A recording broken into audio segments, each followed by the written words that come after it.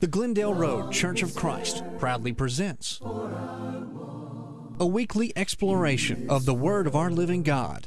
This is It Is Written with Minister John Dale.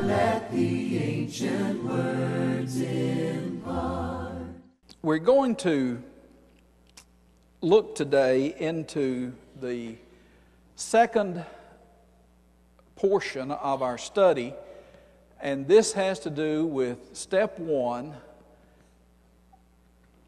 The whole series will take us 12 weeks. We'll combine some of the steps later, but we'll have some closing lessons that aren't part of the steps, but they'll be summaries. And this lesson in particular introduces the study, and I think will help us see the basis for what we're looking at for the rest of our study. But this one in particular is called Step 1, I Need Help. I need help. Romans chapter 5 verse 6 is the key passage as we look at it. For when we were without strength, still without strength, in due time Christ died for the ungodly. The King James Version uses the word powerless. And the idea is there are some things that I need in my life that I can't supply. And because I'm powerless to supply them, I look to the one who is not powerless. I'm looking to the omnipotent God who will supply what I need. But this lesson has to do with a humility that will serve as a basis for the rest of the study.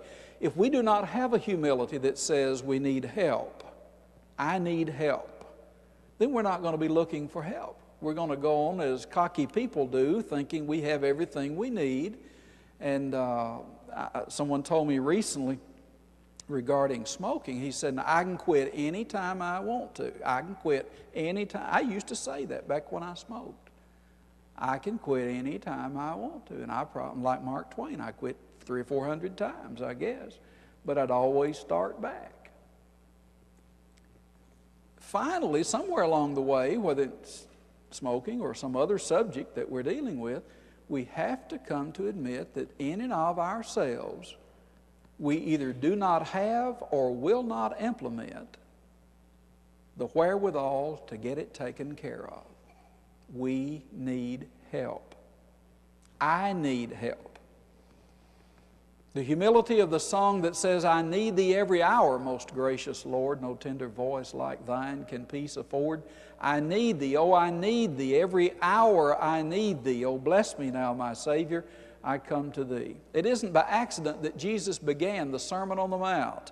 Blessed are the poor in spirit, for theirs is the kingdom of heaven.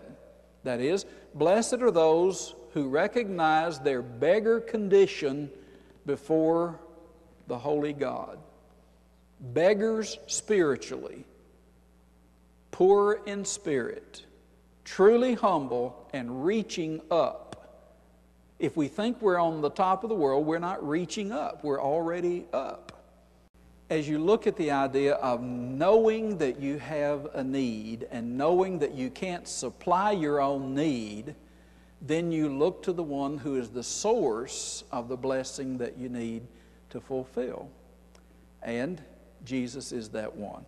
So we want to ask ourselves some questions. We want to first of all say, here's some things I must learn, and then some questions that I must ponder in order to get this done. First of all, I must learn that I am not responsible and that I'm not expected to be in control of every situation in life. I can't be, and because I can't be, I'm not responsible for natural disasters. I'm not responsible for the decisions of others. I'm not responsible for what my family or my friends may choose to do. I'm not responsible for what other preachers say, what other churches teach. I'm not responsible for everything regarding my physical health. I have a level of responsibility, but I don't have complete control over it. I had to go to the doctor this week, which is not the highlight of my week by any stretch, but I finally got to where I had to go. And he told me some things that I need to do, to take all this medicine And for 10 days, don't eat any of that, and don't eat any of that. In fact, he kind of pushed back and he said, fine, it's better off for 10 days, just don't eat anything much at all. I thought, well, okay. So I'm on somewhat of a self-imposed diet and somewhat of an ordered diet for 10 days, just about to eat nothing. And I've been wanting to lose weight, and this is one way to do it. I don't recommend it, but it'll probably work. It's already worked some. I'm not responsible for my genetics. Have you thought about that lately? You didn't choose your parents and the gene pool from which you were put together. You did not cause it, and it is not something that is totally under your control. You're not responsible for the environment in which you grew up. You didn't have a choice about the hometown. Some people didn't hear about Murray, and they didn't come here to have their children and raise their children. If everybody had, then the quality of life would be different, of course. But there are blessings that are yours and mine, and there are things beyond our control, and we are not expected to be in control of those things all the time. But in the second place, I am responsible, yet out of control or powerless in certain areas of my life. And that says things like this. I have a past. My past may have in it things that show poor choices on my part. It is up to me now, with the help of the Lord, to respond to the things of my past in a way that will be glorifying God, helping me in the present and the future, and helpful to other people. That is within my power. I choose my response and my reaction. And in many cases, I have to admit that I have not exercised choice and power as I should, and therefore I have been out of control in certain areas of my life. It might be that those areas would include money management, including gambling, excessive spending, hoarding. It might be that it's in social relationships, that I was so interested in being popular that I chose to compromise my morals in order to do that. I knew better. Nobody had to tell me that it was wrong to take God's name in vain, to tell rotten, filthy jokes. But to be the star of the show and to have seemingly more friends, there's the temptation to compromise, to go along, to do things and say things that will endear me to the passing few with whom I wanted to be popular. Out of control, and actually out of control by choice. There are such things as anger that is excessive. There are such things as gossip, lying, cursing, alcohol and other drugs, excessive food intake, a lack of exercise or a preoccupation with exercise. Such things as outward appearance being more important than the heart that prompts the issues of life. Sexual addictions or sexual misconduct. Pornography, which has become a major addictive behavior among what used to be young adult Americans, and now it is younger and older, including the young adults. Jealousy, time management, stress, self-imposed, overemphasis on achievement, religiosity, including legalism or liberalism, excessive guilt that I refuse to manage biblically, videos, movies, just simple television watching, out of control, video games, sports, which were intended to be diversions so that it would help us to recreate, and ended up becoming the tail that wagged the dog and became the life rather than an enjoyable part of life. Worry by choice. Excessive concern, over the edge, worry. Smoking. Every study that's out there now has convinced us that it is damaging to health.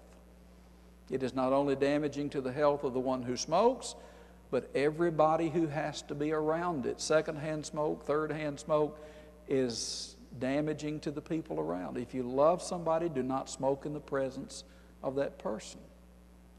If you love yourself, do not smoke at all. Judging,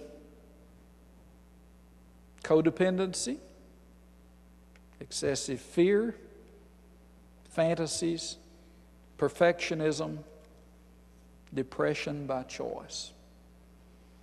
And on your outline, you'll see that I put 3 dots after it. That means it just goes on and on. Those are all that I could think of at the moment to make the outline. There are lots and lots of other things. If I didn't touch on something that's especially challenging to you, then that's okay.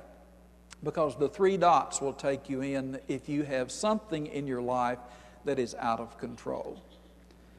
So I must learn that I am responsible and yet out of control in certain areas of life. Remember, number 1, I am not responsible and not expected to be in control of everything.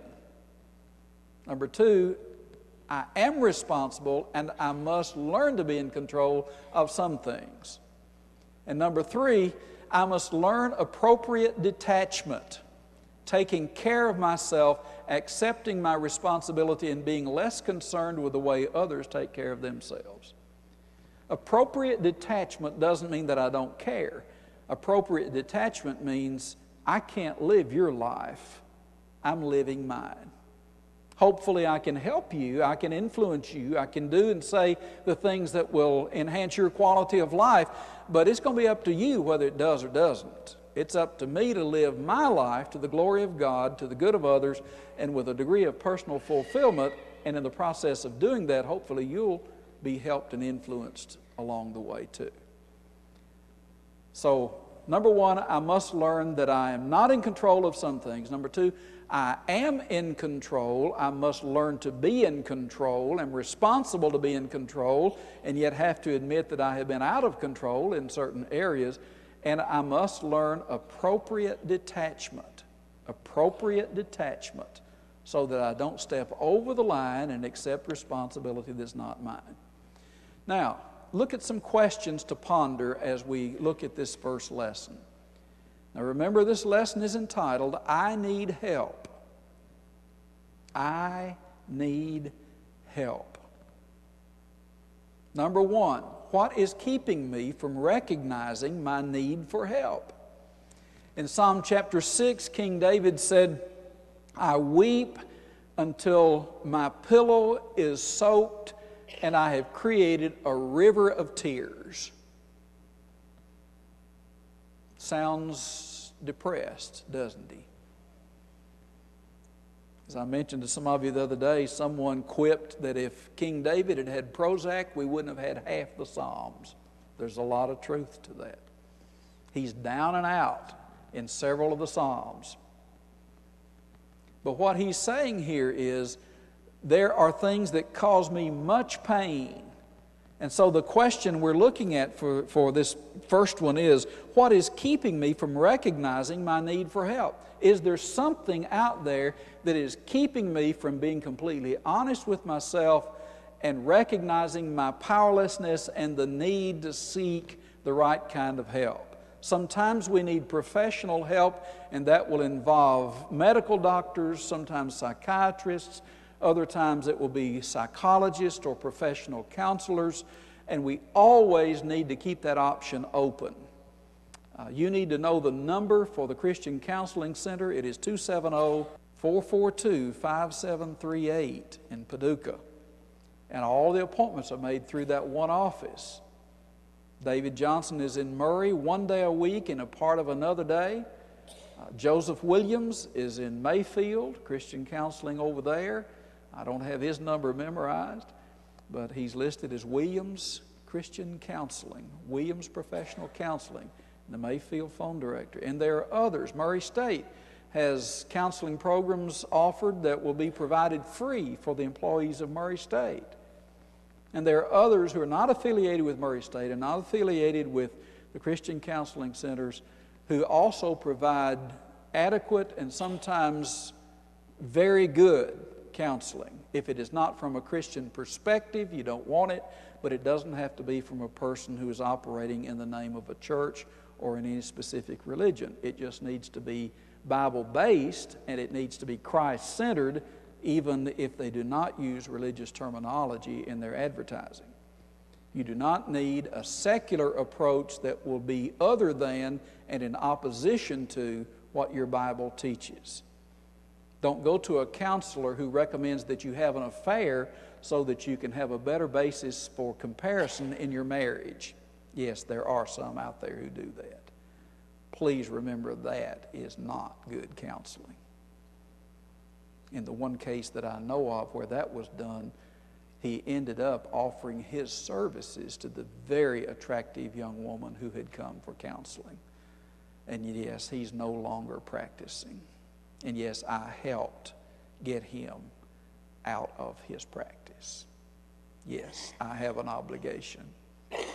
I have a zero tolerance for people who abuse those situations.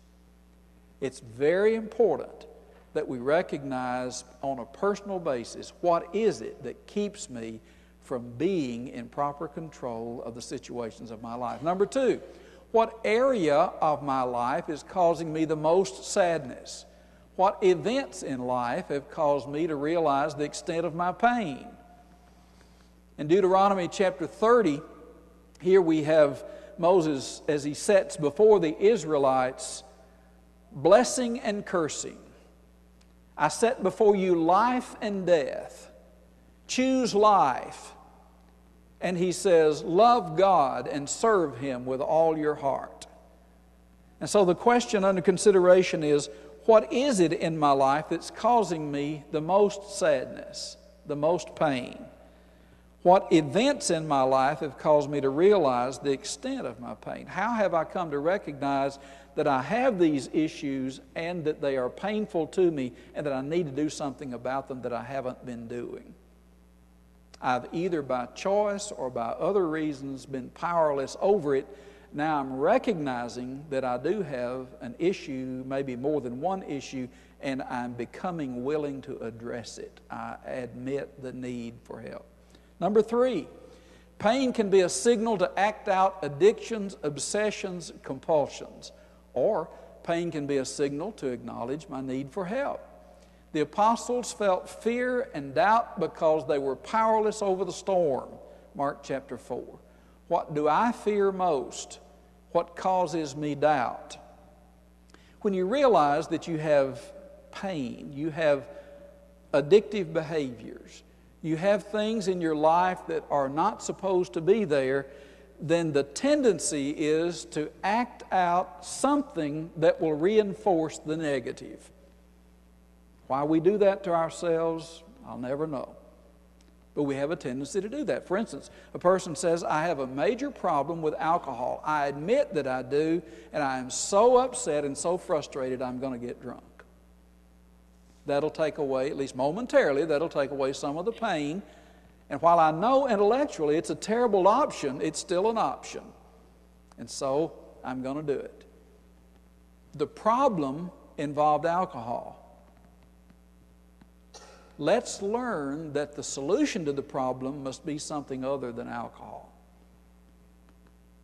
So what do? We look at the other side of it and say, I see the problem, it involves alcohol, therefore I'm going to find remedies, I'm going to find solutions to the alcohol problem in my life. The addictive behavior, I realize that I have to admit that I am either addicted to it, which means I am an alcoholic, or I am a problem drinker, or in some way I have an issue with it. And again, if I can quit any time, if I can just quit any time, let me prove it by quitting and not starting back. But in most cases, I'll need some help to do that. In most cases, I'll need some help to do that. And as we look at our mission statement, we recognize that we exist to be transformed by God, reflect the life of Jesus, bring hope to the lost, and become a family bound by the cross 24 hours a day, 7 days a week.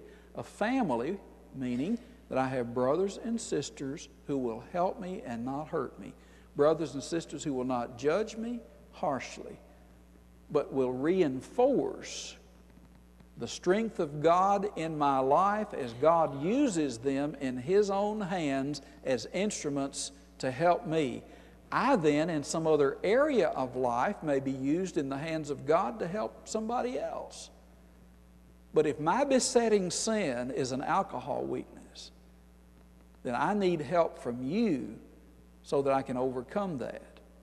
If you then have a problem with something in which I have an area of strength, then you and I, as brothers and sisters in the family, reinforce each other, help and bolster each other, and never, ever show harshness and mean-spiritedness toward one another.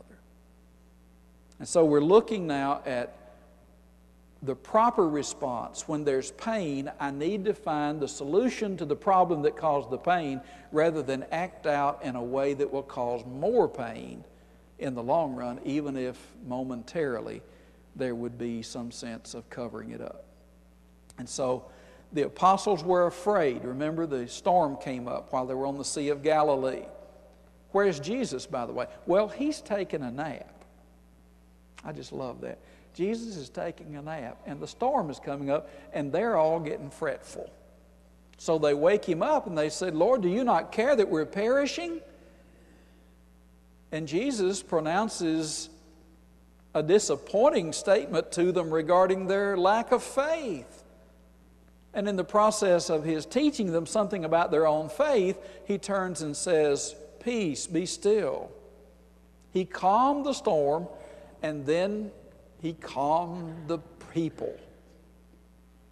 Sometimes He'll calm the storm in my life, and at other times He'll calm me enough to get through it. But I have to admit I have the need for His help. If I don't admit that, I won't be turning to Him for help. Number 4, the prodigal son's decision to live a self-centered life rendered him powerless and unmanageable. In what ways am I like him? What are some situations in which I find excuses for my behavior? Remember Luke 15?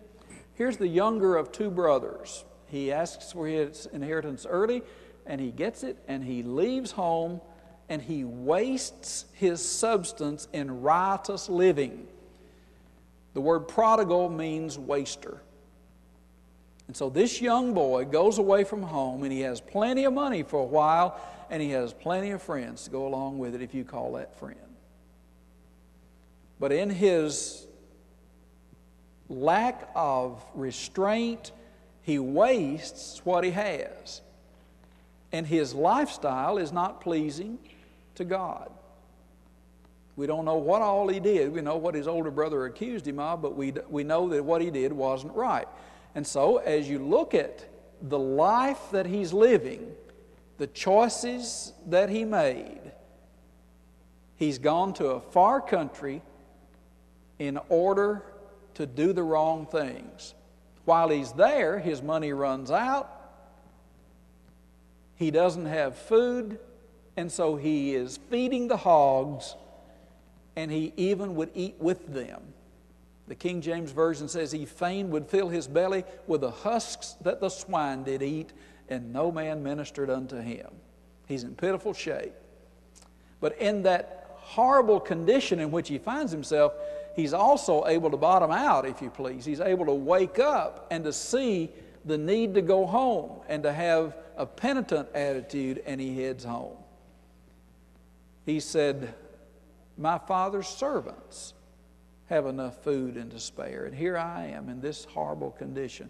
I will arise and go to my father, and I will say, Father, I've sinned against heaven and in your sight. I'm no more worthy to be called your son. Make me as one of your hired servants.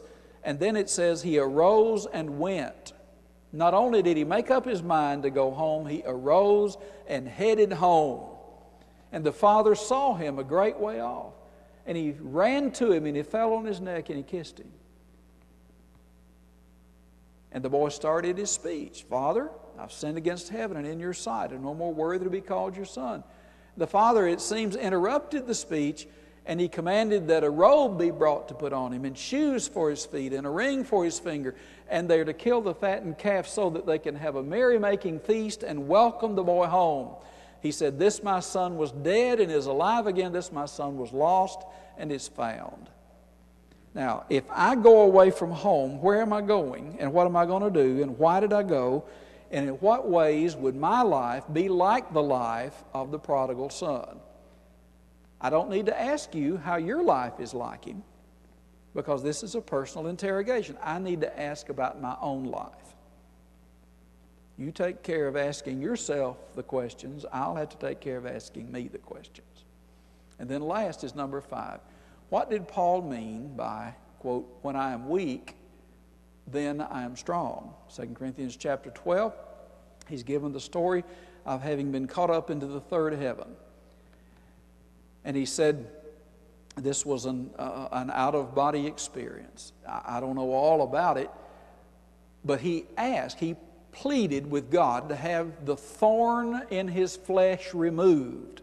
Whatever it was, Paul wanted it removed. He prayed 3 times that it would be removed, and God told him, my grace is sufficient for you. And he said, in your weakness, I'm going to produce strength. So Paul can now look back and say, when I'm weak, then I'm strong. When I realize I'm weak, when I realize with true humility that I need what the Lord has for me, then I can turn to Him and reach to Him for that which He and He alone can provide me. Next week we'll look at number 2, step number 2, and thank you for being here this morning. Holy words. This has been It Is Written, a weekly exploration of the Word of our living God with John Dale, minister of the Glendale Road Church of Christ. Please visit us online at www.glendaleroadchurch.org. Thank you for tuning in to the program It Is Written. This program is actually the recording of the Sunday school class in the auditorium of the Glendale Road Church of Christ in Murray, Kentucky. We want to thank you for tuning in, but also we want to encourage you to be instructed and motivated by these presentations that will help us be pointed to the Scriptures to provide the hope that we need for meeting the challenges of daily life. Our goal in life is not only to do things that are biblical, but also things that are practical, and those two ideas go hand in hand. And as we look at the Bible and as we look at the life of Jesus, it is our sincere hope and prayer that we'll see application principles for the marketplace of life in which we all live every day. And I hope that as you view these programs, that you'll tell others about them, that you'll enjoy it on a regular basis, and that as we look at Christ-likeness as our goal, and to look at biblical authority, to be sure that we pull them together into application in our homes and our workplaces, in our daily lives, no matter where we are. Christ-likeness, that's our goal. Thank you again for tuning in. Words of life, words of hope, give us strength. Help us cope in this world where